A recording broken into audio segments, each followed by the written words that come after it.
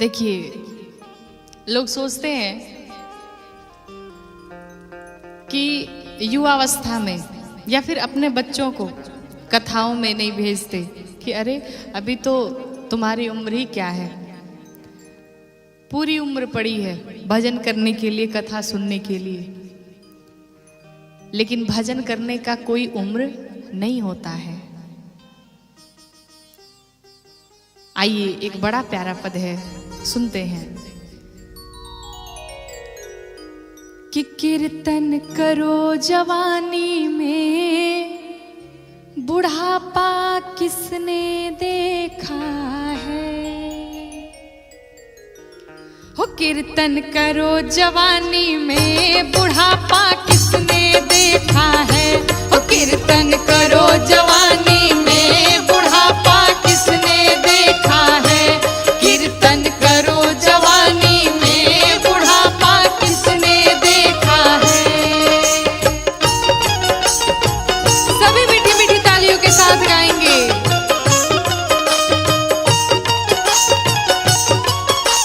बड़े भाव से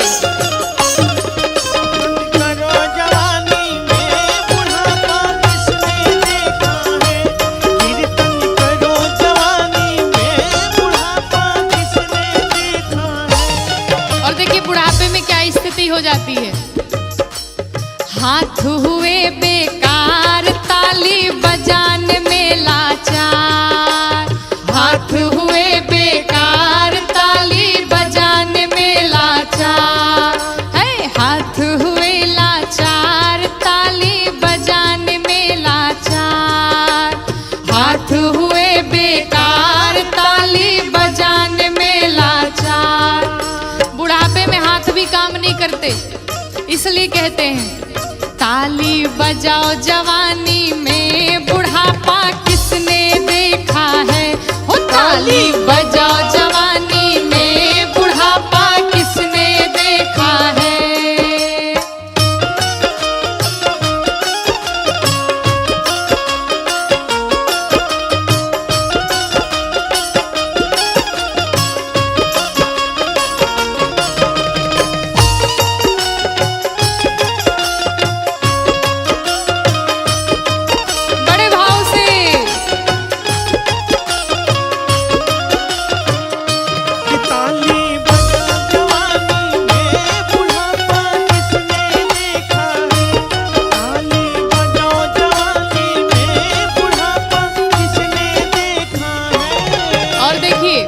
युवानी में ही जहां भी दर्शन करने जाना हो चले जाइए। क्यों? आंख हुई बेकार, दर्शन पाने को लाचार। आंख हुई बेकार, दर्शन पाने को लाचार। आंख हुई बेकार, दर्शन पाने को लाचार। आंख बेकार हो गई, अब आंख से साफ दिखाई नहीं पड़ रहा कि भगवान के दर्शन कर लिया जाए। इसलिए तो कहते हैं कि दर्शन करो जवानी में, बुढ़ापा किसने देखा है। दर्शन करो जवानी में, बुढ़ापा किसने देखा है। सभी मीठी मीठी तालियों के साथ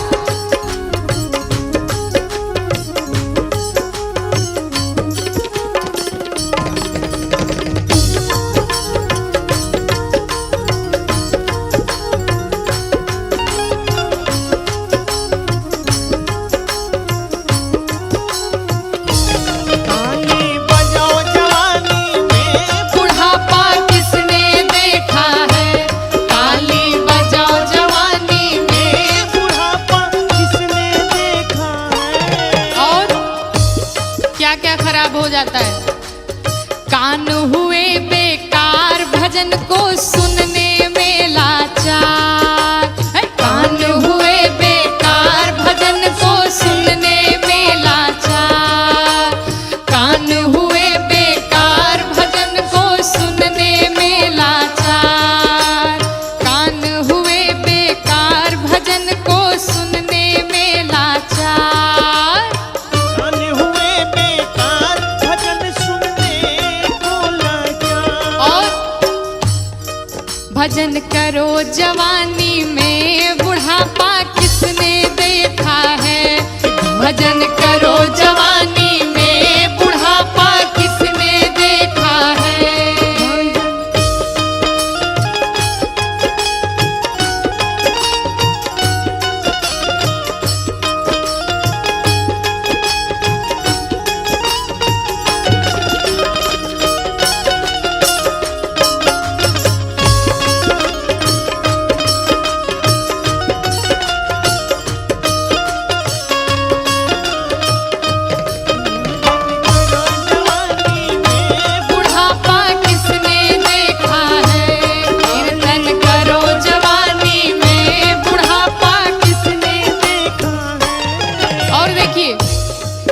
अब इतनी शक्ति नहीं रह जाती कि कहीं आदमी दूर चल करके जाए और भगवान के दर्शन करे। पैर हुए बेकार तीर्थ जाने को लाचार, पैर हुए बेकार तीर्थ जाने को लाचार, पैर हुए बेकार तीर्थ जाने को लाचार। इसलिए कहते हैं तीर्थ जाओ जवानी में, बुढ़ापा किसने देखा है। हो तीर्थ जाओ जवानी में, बुढ़ापा किसने देखा है। हो तीर्थ जाओ जवानी में, बुढ़ापा किसने देखा है। हो कीर्तन करो जवानी में, बुढ़ापा किसने देखा है। हो कीर्तन करो जवानी में, बुढ़ापा किसने देखा है। कीर्तन करो जवानी में, बुढ़ापा किसने देखा है। ओ कीर्तन करो जवानी में, बुढ़ापा किसने देखा है।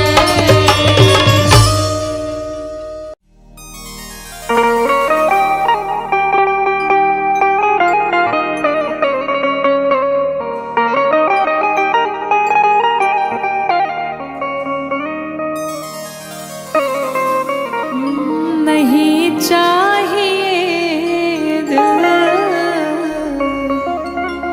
दुखाना किसी का, क्यों?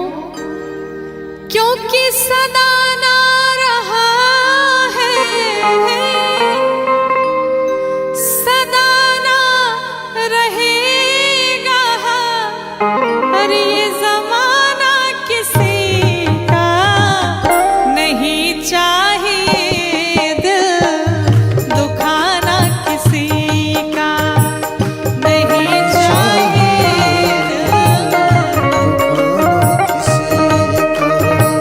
सदा ना रहा है, सदा ना रहा है, सदा ना रहेगा, सदा ना रहेगा।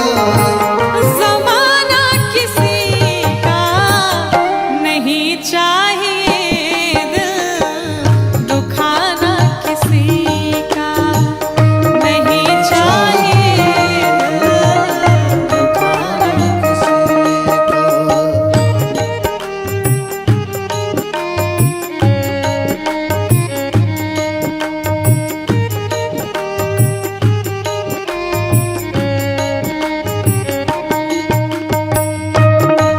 राजभाव से घूमते हुए सदगुरु जय हो। राघवेंद्र सरकार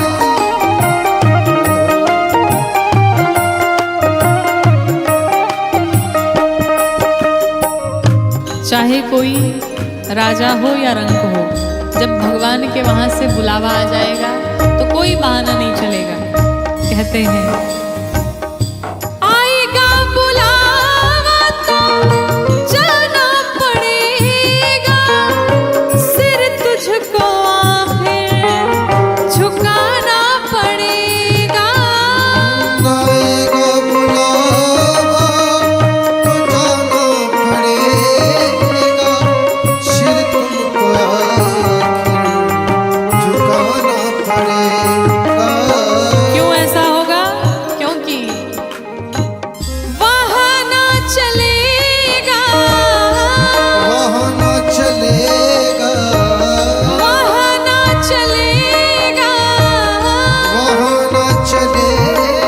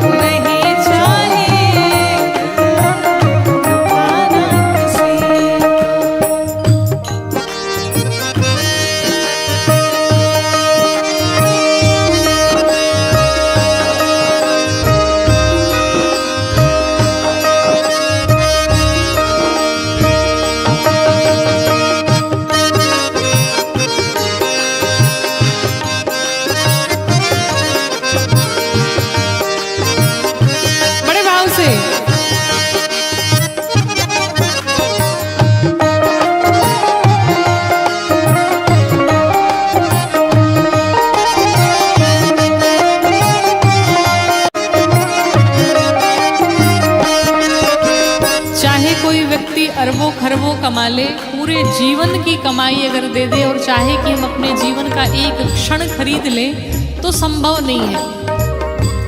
और आपकी जितनी दौलत है सब यही धरी की धरी रह जाएगी। हम मुट्ठी बांध करके आते हैं और खाली हाथ जाते हैं। जाता है हमारे साथ तो क्या जाता है, हमारे कर्म ही जाते हैं। इसलिए सुंदर कर्म किया जाए। साधक कहता है, शोहरत तुम्हारी बह जाएगी,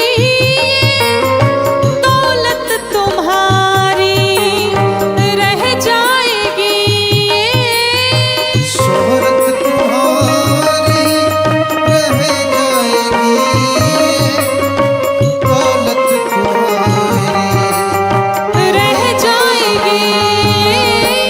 नहीं साथ जाता, नहीं साथ जाता, नहीं साथ जाता, नहीं साथ जाता, खजाना किसी का नहीं चाहिए, दिल दुखाना किसी का नहीं चाहिए।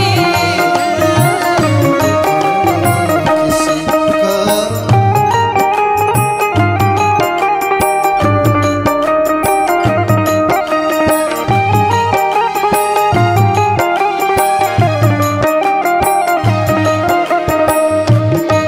राघवेंद्र सरकार की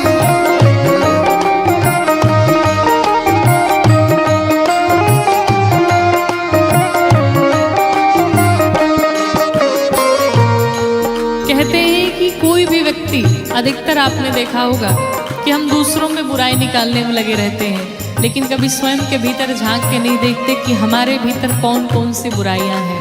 साधक कहता है, पहले तो हम अपने आप को संभाले, हक नहीं हमको बुराई औरों में निकाले। पहले तो तूने आपको संभाले, हक नहीं बुराई औरों में निकाले। बुरा है बुरा जग में, बुरा है बुरा जग में, बुरा है बुरा जग में, बुरा है बुरा जग में, बताना किसी का नहीं चाहिए, दिल दुखाना किसी का नहीं चाहिए, दिल खाना किसी का सदा ना रहा है, सुनाना रहा है, सदा ना रहेगा, सुनाना रहेगा, जमाना किसी का नहीं चाहिए, दिल दुखाना किसी का नहीं चाहिए, दिल दुखाना किसी का नहीं चाहिए, दिल खाना किसी का नहीं चाहिए, दिल दुखाना किसी का।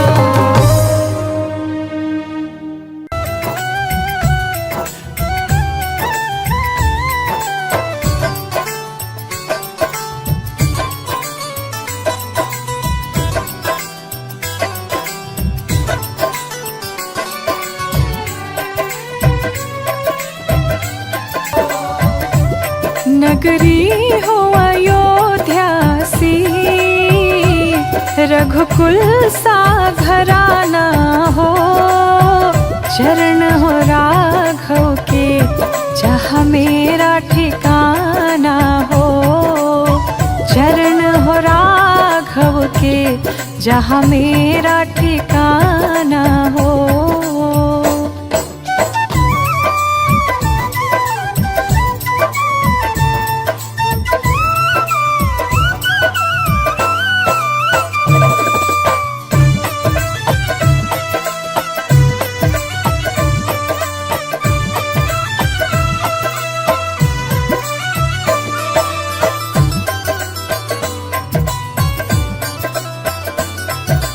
सा घराना हो, चरण हो राघव के जहाँ मेरा ठिकाना हो, चरण हो राघव के जहाँ मेरा ठिकाना हो।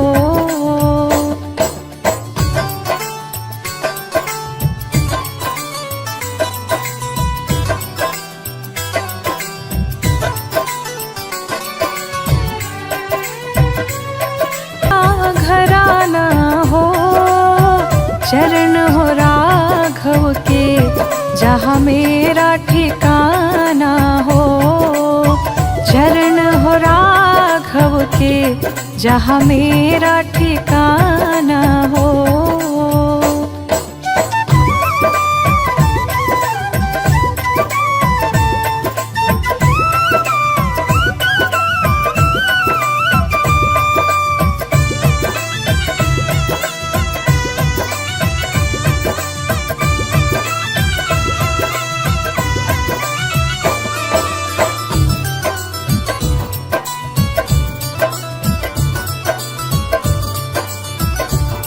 श्रद्धा हो श्रवण जैसी,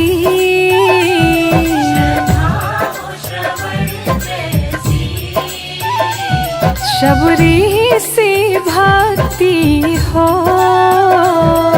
चरण हो राघव के जहाँ मेरा ठिकाना हो।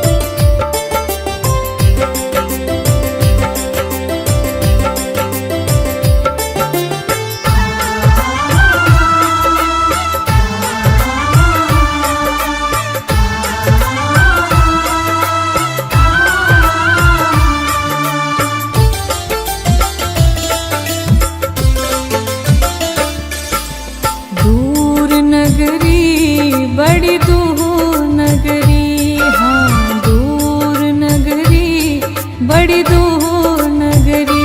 कैसे आऊँ मैं कन्हैया, कैसे आऊँ मैं कन्हैया, तेरी गोकुल नगरी, बड़ी दूर नगरी। दूर नगरी, बड़ी दूर नगरी, दूर नगरी, बड़ी दूर नगरी।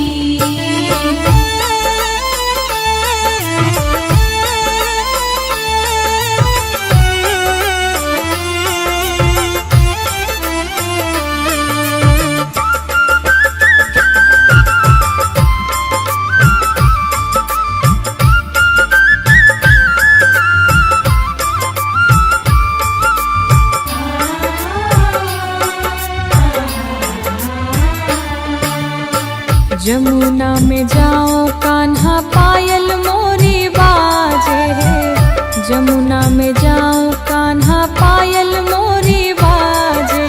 पायल मोरी बाजे, हाँ पायल मोरी बाजे।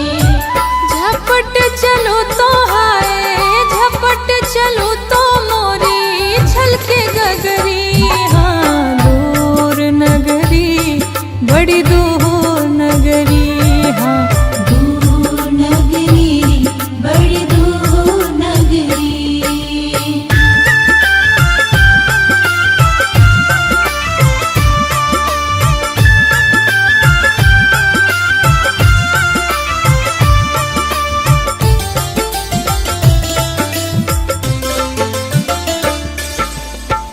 रात में आओ कान्हा डर मोहे लागे है, रात में आओ कान्हा डर मोहे लागे। डर मोहे लागे, हाँ डर मोहे लागे। दिन में आऊँ तो हाय, दिन में आऊँ तो देखे सारी नगरी। हाँ दूर नगरी, बड़ी दूर नगरी, हाँ दूर नगरी,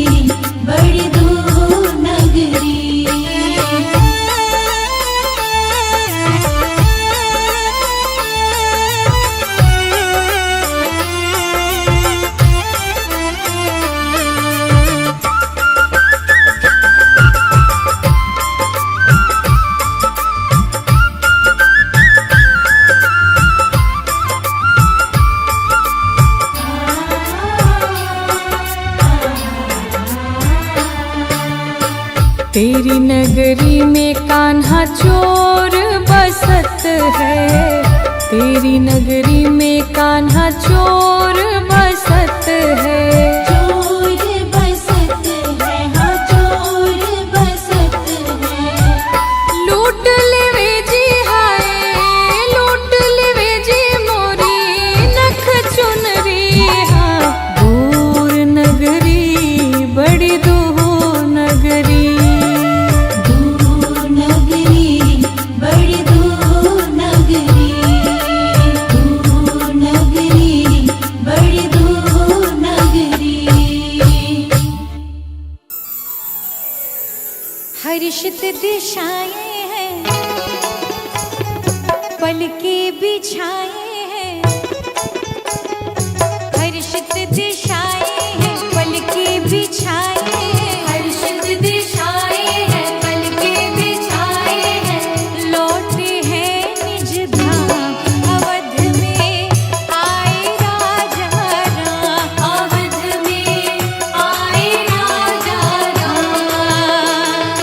हर्षित दिशाएं हैं, पलके बिछाए हैं। हर्षित दिशाएं हैं, पलके बिछाए हैं। लौटे हैं निज धाम अवध में आए राजा राम, अवध में आए राजा राम।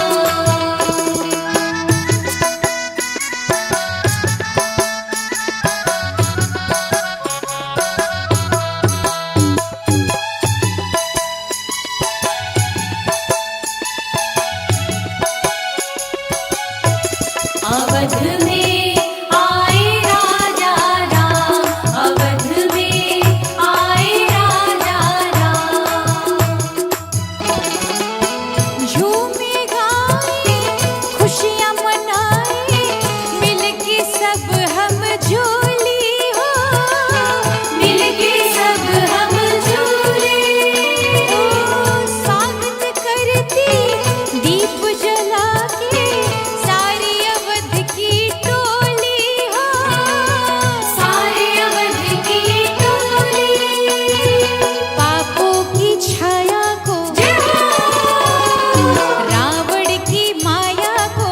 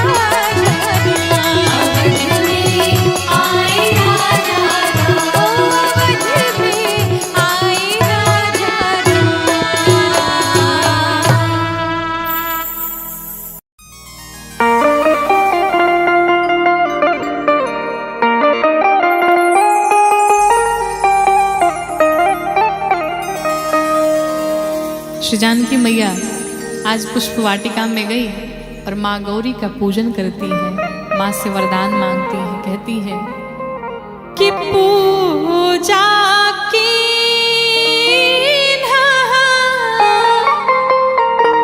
अधिक अनुरागा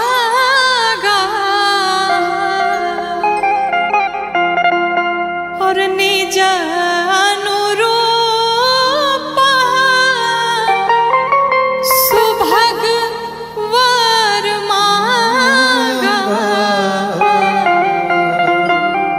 मैया ने माँ गौरी का पूजन किया और माँ से कहती निज अनुरूप अर्थात एक बार सर से पांव तक मुझे निहार लीजिए, मैं जैसी हूं मेरे ही अनुरूप मुझे वर चाहिए। मैया माँ के चरणों में बैठ के माँ गौरी से वंदना करती हैं और मैया से मांगती हैं, क्या मांगती हैं? किसिया मांग रही अवध को राज, सरयू नहाने को। तो मैया मांग रही अवध को राज, सरजू नहाने को। मैया मांग रही अवध को राज, सरजू नहाने को। मैया मांग रही अवध को राज, सरजू नहाने को। मांग रही अवध को राज, सरजू नहाने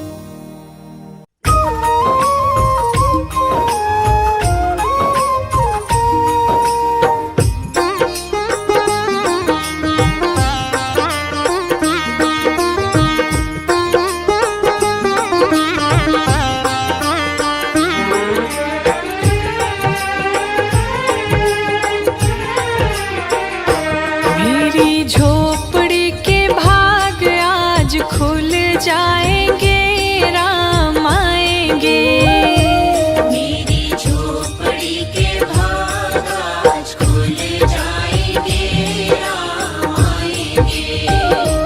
राम आएंगे आएंगे राम आएंगे। राम आएंगे आएंगे राम आएंगे। हो मेरी झोपड़ी के भाग आज खुल जाएंगे राम आएंगे।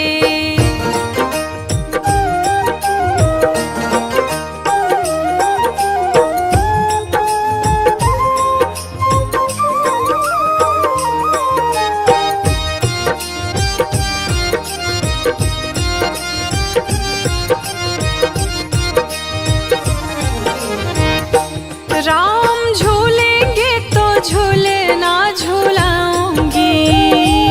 राम झूलेंगे तो झूलना झूलाऊंगी। मीठे मीठे मैं भजन सुनाऊंगी। हो मेरी जिंदगी के सारे दुख मिट जाएंगे राम आएंगे। मेरी झोपड़ी के भाग आज खुल जाएंगे, राम आएंगे।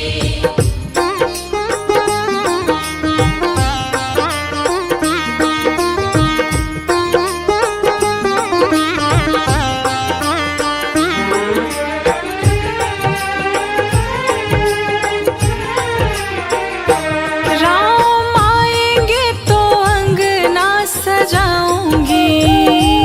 राम आएंगे तो अंगना सजाऊंगी। दीप जला के दिवाली मनाऊंगी।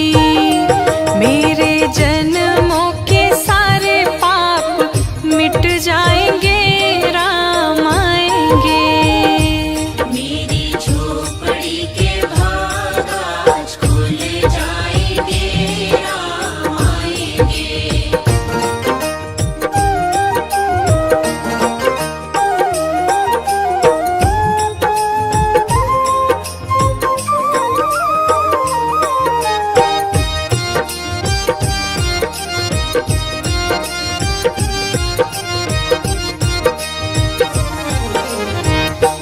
मैं तो रुचि रुचि भोग लगाऊंगी। मैं तो रुचि रुचि भोग लगाऊंगी। लड्डू पेड़ा मैं राम को खिलाऊंगी। हो प्यारी प्यारी सिया जो के संग राम आएंगे राम आएंगे। मेरी झोपड़ी के भाग आज खुल जाएंगे, राम आएंगे।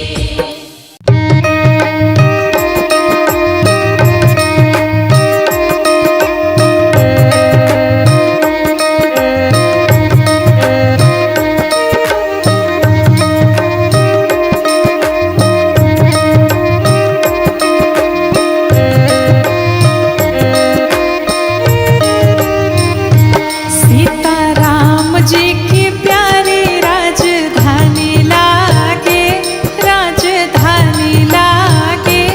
मोहे मीठो मीठो सरजू जी को पानी लागे। हो सीता राम जी की प्यारी बड़े भाव से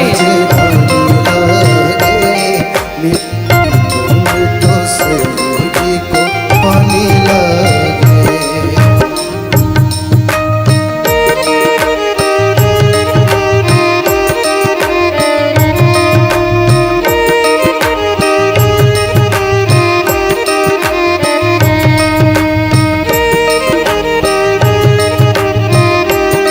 गाइए भाव से झूमते हुए सब लोग जय हो।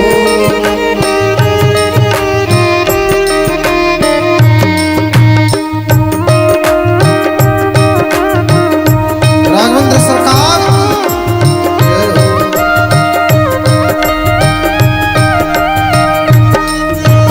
धन्य कौशला धन्य कैकेयी धन्य सुमित्रा मैया। धन्य सुमित्रा मैया। धन्य कौशला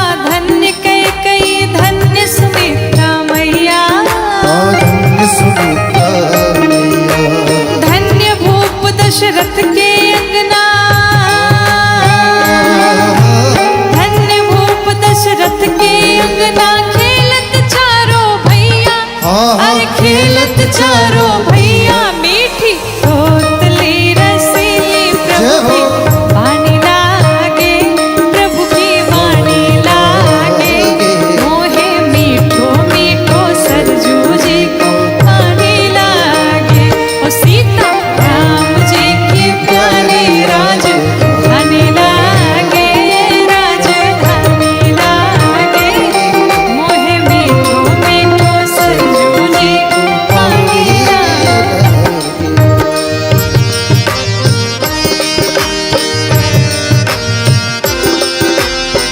बोलिए अयोध्या धाम की।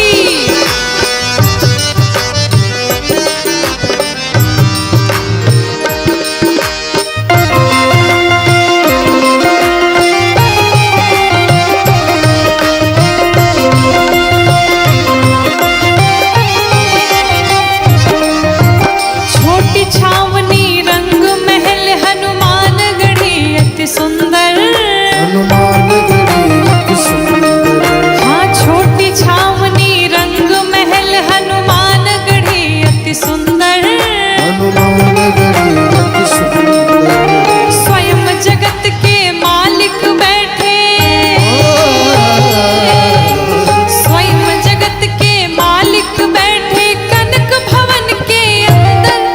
अली कनक भवन के अंदर सीता राम जी की शोभा सुख खानी लागे, सुख खानी लागे। मोहे मीठो मीठो सरजू जी को पानी लागे। ओ सीता राम जी की प्यारी राजधानी लागे, राजधानी लागे। मोहे मीठो मीठो सरजू जी को पानी लागे।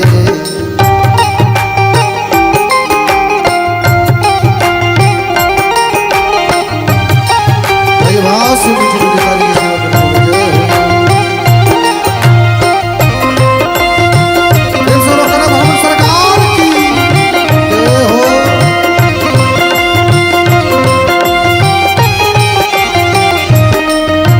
सहज सुहावन शोभा लागे रघुवर राम लला की। और रघुवर राम लला की। सहज सुहावन शोभा लागे रघुवर राम लला की। और रघुवर राम लला की। जानकी महसुच सुंदर शोभा लक्ष्मण जोत की लागे। अरे लक्ष्मण जोत की लागे। सीता राम धुन प्यारी सुख दानी लागे, सुख दानी लागे। मोहे मीठो मीठो सरजू जी को पानी लागे। ओ सीता राम जी की प्यारी राजधानी लागे, राजधानी लागे। मोहे मीठो मीठो सरजू जी को पानी लागे। ओ मोहे मीठो मीठो सरजू जी को पानी लागे। मोहे मीठो मीठो सरजू जी को पानी लागे।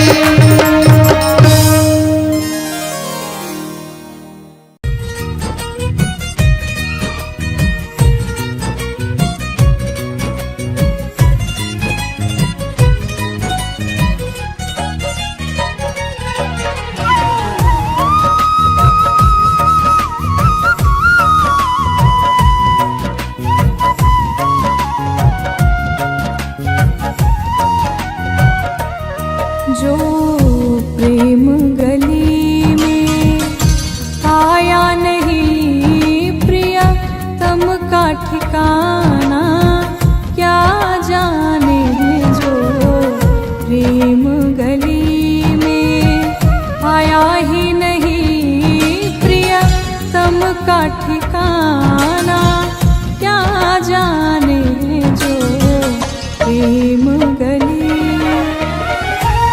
जो प्रेम गली में आया नहीं प्रिय तम का ठिकाना, क्या जाने जिसने कभी प्रेम किया ही नहीं वो प्रेम निभा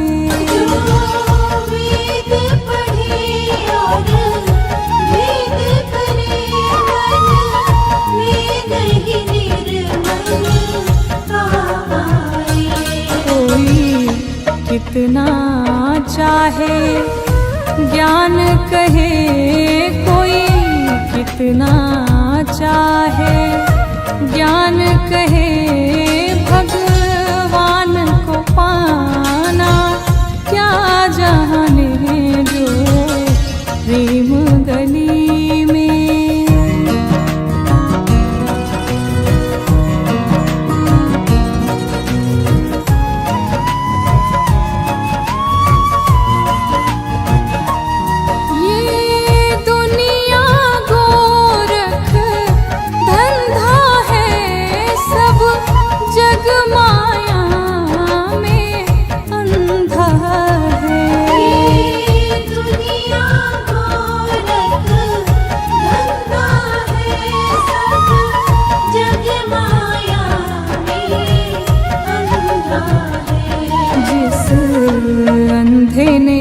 प्रभु को देखा नहीं, जिस अंधे ने प्रभु को देखा नहीं, वो रूप बताना, क्या जाने जो प्रेम गली में।